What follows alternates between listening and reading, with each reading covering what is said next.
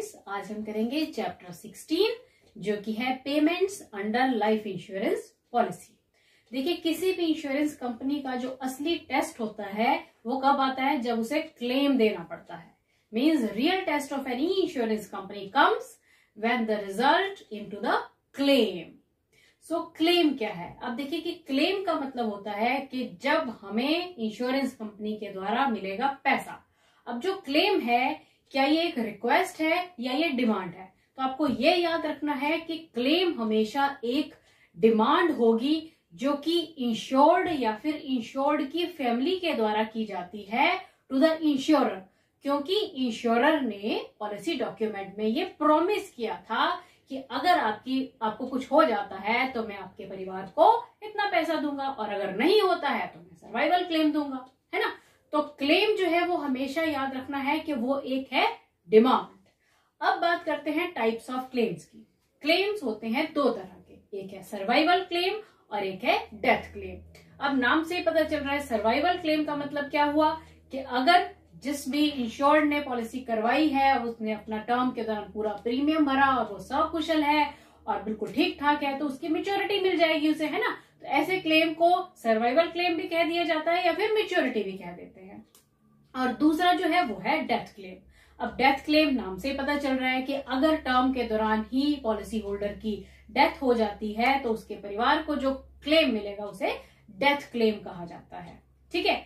अब देखिए कि आपको इसमें यह ध्यान रखना है कि जो अलग अलग पॉलिसी पेमेंट्स यानी कि पॉलिसी टर्म के दौरान जो वेरियस पेमेंट्स हमें मिलती हैं इंश्योरेंस के द्वारा, वो किस किस तरह की होती हैं। उनमें सबसे पहले आता है सर्वाइवल बेनिफिट पेमेंट या फिर क्लेम भी कहा जा सकता है, जो कि मैंने आपको मनी बैक पॉलिसी में समझाया भी था, जिसको कि हमने पीरियोडिकल सर्वाइवल क्लेम भी कहा था।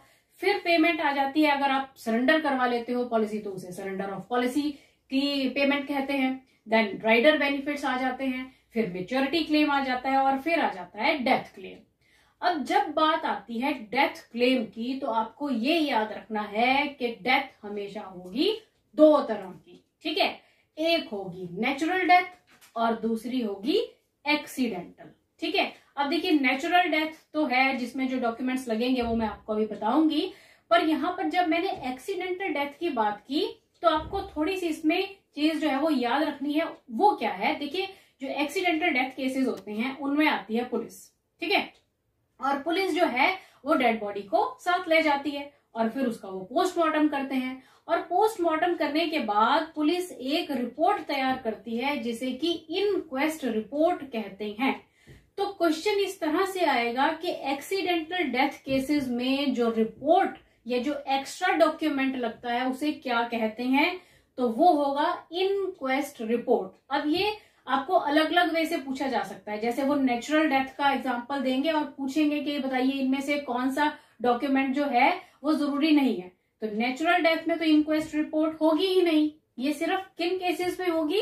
जो एक्सीडेंटल डेथ केसेस हैं, ठीक है। अच्छा, अब हमने डेथ क्लेम की बात की है तो इसी से रिलेटेड एक और बात बताऊंगी जिस पर क्वेश्चन आता है, जो है अर्ली डेथ क्लेम। देखिए, अगर हम पॉलिसी करवाते हैं और हमारी डेथ हो जाती है विद इन 3 ईयर्स, मतलब अभी पॉलिसी को 3 साल नहीं हुए हैं, और तब उन 3 साल के अंदर अंदर अगर किसी की डेथ हो जाती है तो जो ऐसा क्लेम है उसे कहा जाता है अर्ली डेथ क्लेम।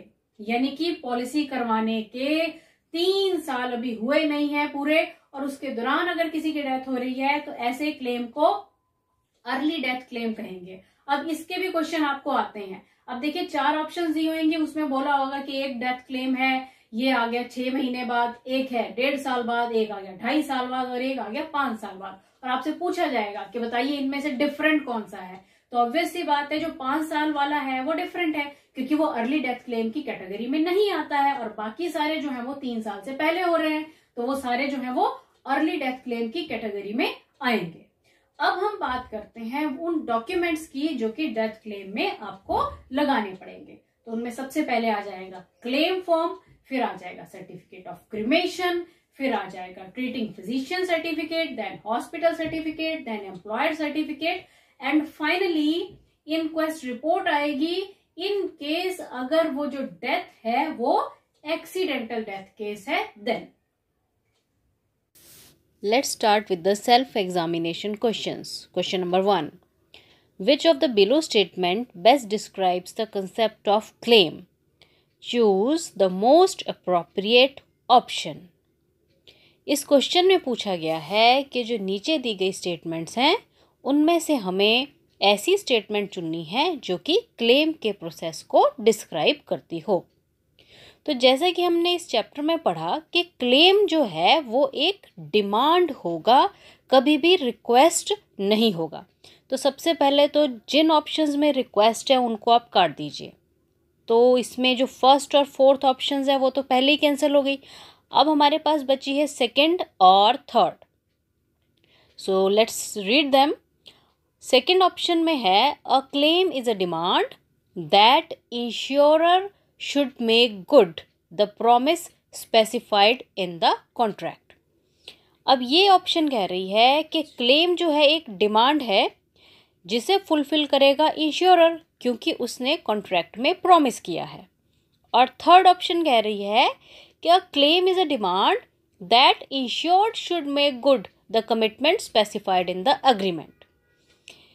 इस ऑप्शन में कहा गया है कि क्लेम जो है ये एक डिमांड है जो फुलफिल करेगा इंश्योर्ड, क्योंकि उसने अग्रीमेंट में कमिटमेंट किया है। देखिए इसका जो सही आंसर है वो होगा ऑप्शन नंबर 2, क्योंकि जो कमिटमेंट है वो इंश्योरर के द्वारा की जाती है। सो सही आंसर है option number 2। Now the next question. Given below is list of policies, identify under which type of policy the claim payment is made in the form of periodic payments. अब इस question में पूछा गया है कि नीचे आपको पॉलिसीज़ की लिस्ट दी गई है और आपको बताना है कि ऐसी कौन सी पॉलिसी है जिसमें क्लेम पेमेंट पीरियोडिकली हमें मिलता है। तो देखिए हमने पहले भी बात की है कि मनी बैक पॉलिसी सिर्फ एक ऐसी पॉलिसी है जिसमें क्लेम पेमेंट पीरियोडिकली मिलता है और उस क्लेम पेमेंट को हम कहते हैं पीरियोडिकल सर्वाइवल क्लेम या फिर बेनिफिट। तो इसका सही आंसर होगा option A, that is money back policy. Now the next question is Mahesh has bought a life insurance policy with the critical illness rider. Mahesh ने एक life insurance policy critical illness rider के साथ खरीदी। He has made absolute assignment of the policy in the favour of Karan, और उसने अपनी policy में जो असाइनी बनाया है वो बनाया है करण को। Mahesh suffers a heart attack and there is a claim of ₹50,000 under the critical illness rider। और महेश को हार्ट अटैक आ जाता है जिसकी वजह से उसकी पॉलिसी पे जो उसे क्लेम मिलेगा वो मिलेगा 50,000 का। To whom will the payment be made in the case? अब ये कह रहे हैं कि इस केस में जो पेमेंट है ये क्लेम की वो किसे मिलेगी। तो ऑप्शंस हैं महेश को, करण को, और सी ऑप्शन है payment will be shared equally by Mahesh and Karan, और डी ऑप्शन है neither of the two because Mahesh has suffered heart attack but the policy is assigned in the favour of Karan. और डी ऑप्शन कह रही है कि दोनों में से किसी को भी नहीं मिलेगा क्योंकि महेश को तो हो गया हार्ट अटैक और असाइनी जो है वो है करण। तो देखिए इसका जो सही आंसर होगा वो होगा ऑप्शन बी, यानी कि करण, क्योंकि करण को असाइन किया गया है पॉलिसी में। सो महेश की पॉलिसी का जो क्लेम होगा 50,000 का वो हो जाएगा in the favour of Karan. Now the next question is Praveen died in the car accident. Praveen की कार एक्सीडेंट में डेथ हो जाती है। The beneficiary submits document for the death claim, और जो उसका बेनिफिशियरी है उसने डेथ क्लेम के लिए डॉक्यूमेंट सबमिट किए हैं। Which of the below document is additional document required to be submitted in the case of accidental death as compare to natural death. अब ये हमसे पूछ रहे हैं कि जो नीचे दिए गए डॉक्यूमेंट्स हैं इनमें से बताइए कि कौन सा ऐसा डॉक्यूमेंट है जो कि सिर्फ एक्सीडेंटल डेथ केस में ही ज़रूरी है, नेचुरल डेथ में ज़रूरी नहीं है। तो आप लोगों को याद है कि एक्सीडेंटल डेथ में हमें जो सबसे इम्पॉर्टेंट डॉक्यूमेंट चाहिए होता है वो होता है इनक्वेस्ट रिपोर्ट, जो कि पुलिस के द्वारा दी जाती है। तो इसका जो सही ऑप्शन है वो है option D, that is inquest report. Now the next question is which of the below death claim will be treated as early death claim? अब इस क्वेश्चन में पूछा गया है कि जो नीचे दिए गए डेथ क्लेम्स हैं उनमें से आपको बताना है कि अर्ली डेथ क्लेम कौन सा होगा। तो देखिए हमने अभी बात की थी कि अर्ली डेथ क्लेम ऐसा डेथ क्लेम होता है जो कि पॉलिसी करवाने के 3 साल के अंदर अंदर अगर किसी की डेथ हो जाती है तो जो वो डेथ है उसे अर्ली डेथ कहेंगे, और जो क्लेम उस पॉलिसी के अंडर आएगा उसे अर्ली डेथ क्लेम कहेंगे। तो ढूंढिए जल्दी से 3 इयर्स वाला कौन सा है। ऑप्शन ए है, if the insure dies within 3 years of the policy duration, क्योंकि देखिए नेक्स्ट ऑप्शंस में 5 ईयर है, 7 ईयर है और 10 ईयर है, ये अर्ली डेथ क्लेम में नहीं आएंगे। विद इन 3 इयर्स वाला जो है वो अर्ली डेथ क्लेम के अंडर आएगा। सो सही option is option A. Now the next question, given below are some events that will trigger the survival claim, identify which of the below statement is incorrect. अब नीचे दिए गए events में से survival claim के बारे में पूछा गया है और ये हमसे पूछा गया है कि बताना है कौन सी स्टेटमेंट जो है वो इनकरेक्ट है, गलत है। अब देखिए पहली स्टेटमेंट में कहा गया है कि claim paid on the maturity of a term insurance policy. तो देखिए यही सबसे पहले ही हमें मिल गया जो इनकरेक्ट ऑप्शन है, क्योंकि इसमें कहा गया है कि टर्म इंश्योरेंस की मेच्योरिटी पे क्लेम पेमेंट हो रहा है, जबकि हमने पढ़ा है कि जो टर्म इंश्योरेंस पॉलिसी है उसमें अगर टर्म के दौरान, पॉलिसी जितने टाइम चल रही है उसके दौरान अगर इंश्योर्ड की डेथ हो जाती है तभी क्लेम उसके बेनिफिशियरी को मिलेगा, पर अगर टर्म इंश्योरेंस कंप्लीट हो जाती है, मेच्योर हो जाती है, तब कोई भी क्लेम नहीं मिलता है। So the incorrect option is option A.